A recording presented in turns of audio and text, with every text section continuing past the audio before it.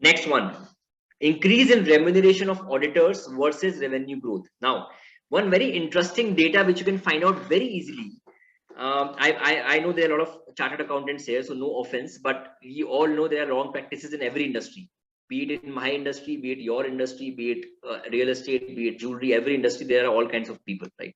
So there are cases wherein the auditors are, stuffed, their mouth is stuffed with cash, and the promoter is like, keep your mouth shut, just write a good report, I've given you your money, and don't make it public. Yeah. Now, how do you find out that? There's a very simple way of doing it. Just check the increase or the growth in remuneration of auditor versus revenue growth of the company. For example, in 2011, the revenue of the company was 100, and today it is, let's say 400, right? So 4 times in 10 years means their revenue growth is 15%, which is not bad. And the auditor remuneration is like growing by 30%. Now, there can be a situation where the company was very small right then, and now the work is more, because of which the auditor has to do a lot more work, and the industry, as per industry standard, they're getting paid. But that's rare. Most of the time, if the auditor remuneration is growing at a much faster rate than the revenue of the company, it's a problem for sure. Think about it like this. Let's say I'm an individual and I'm not making enough money. Will I not, curtail my expenses? Will I not, be careful about spending money? Same goes with companies. If you are a company and not growing well, not doing well in revenues and net profit, will you not try to find an auditor? I mean, there are like hundreds of thousands of auditors available, right? And it's a good competition in the market. So there can be auditor who will say, I will do the same work for you at a much lower price. Why will I not go with that auditor who is well known, decently well known in the market, and they have got a good history, good background of doing auditing for other firms, and they can do it for me also? Why will I go with an auditor which is charging much more? Why would I do that as a owner of a company? Think about it, right? So there has to be something fishy behind that. And let me show you one small video. A lot of you might have heard him on YouTube, Saurabh Mukherjee of Marcellus, and he was talking in one of the conferences, and this is what he shared. So I'm just playing this video, and just have a look at this. Name of the company. So back in 2009, my second year in India, a leading capital goods company, offices in Century Bazaar, they have a high rise in Century Bazaar. A leading capital goods company failed this test. Their audit fees were growing twice as fast as their revenues. So I went to see the promoter G, and I said, Promoter G, you're paying your auditor 13 crores a year. L&T has the same auditor, and they pay them 4 crores a year. And L&T is 10 times bigger than you, Promoter G. So, why this generosity to your auditor? So the promoter is a Doon School guy, so he, blabbed something about world-class corporate governance, best practices, etc. So I said, very interesting, sir, very interesting, all this stuff about corporate governance. Let's go through your annual report and let's look how many places in your annual report you're taking money out of the business. So for instance, we talked him through how his listed entity was paying the promoter entity the best part of 50 crores a year for private jet hires. So the listed entity was renting private jets from the promoter. So I said, so why doesn't the listed entity buy the private jet itself and depreciate it over 5 years? It won't cost the listed entity 50 crores a year, and it will own a capital asset. It'll own the private jet. Or if you don't want to buy it on the listed entity, you can fly first class. You can go to London every morning in first class and come back every evening. It's not going to cost 50 crores a year, right? And we took him through, the transparent ways he was taking money out of the business.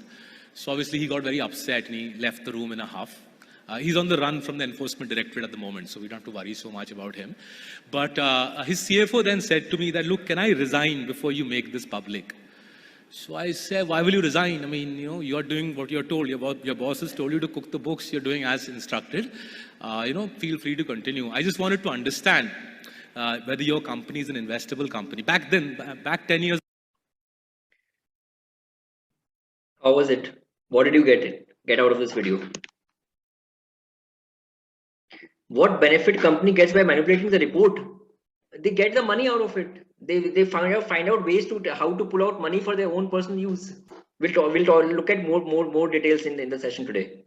Sanket. Yeah, it's still possible with mandatory rotation of auditors. So if the auditor is willing and the promoter is willing, it's possible. Not a big deal. Yeah. So you saw the video, right? So instead of buying the jet themselves, right, they're happy to pay 50 crore rupees to the promoter who kind of owns the jet, and that promoter must have, siphoned of money from the company itself to buy that jet. It's not that he's buying from his personal money, right? I'll talk about more about that in the next few slides. And this 50 crore per annum they are paying instead of buying the jet themselves and depreciating over a period of time, which would have been much better for the company and the shareholders, right? Yeah, scratching each other's back. That's right. Auditor and the promoter scratching each other's back. So does it mean we should not invest in multinational companies where the audit fees is very high? No, don't look at that. And don't just look at the audit fees. Look at the growth. Again, let's do one small exercise. Let me show you something. Let's go to Sreenar. Company called Alkyl Amines, right? Let me go to, this is the company, right? I just click on documents. Look at this screen. There is actually a beautiful website. Look at this. They have got annual reports. Even नीचे के भी और भी हैं. 16, 15, 14, 2010 से annual reports इनके पास हैं सारी यहाँ पे, right? Then rating updates are there and transcripts, call transcripts are also there, right? I'll talk about call transcripts today in today's session. Anyway, let's click on financial year 2021. I find audit fees. That's typically the title will be audit fees most of the time, or maybe auditor fees or auditor remuneration. You have to do some combination to find out. Look at this. 18.5 lakhs is what they paid, right? Now let's go to, just a second, let me close a few windows. Let's go to 2011, 10 years back, and check the audit fees. Yeah, right now it is 18.5 lakhs. Okay, it is asking me to save. Just a second.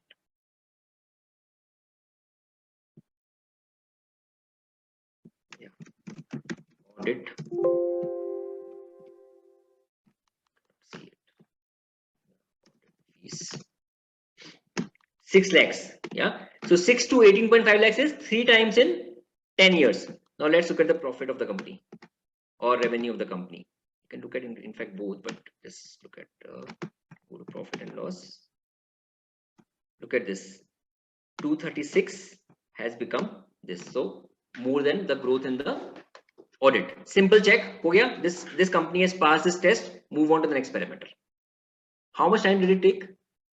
Less than a minute, maybe 2 minutes maximum, right? If you are doing it initially, we might take some time. So I just looked at the audit fees of 2011 and 2021 and sales of 2011 and sales of March 2021. Growth सब again is clear दिख रहा है. Growth in the remuneration in the revenue is more than the growth in the audit fees. So this company is passing this test called auditor remuneration versus the revenue growth. Yep. Next,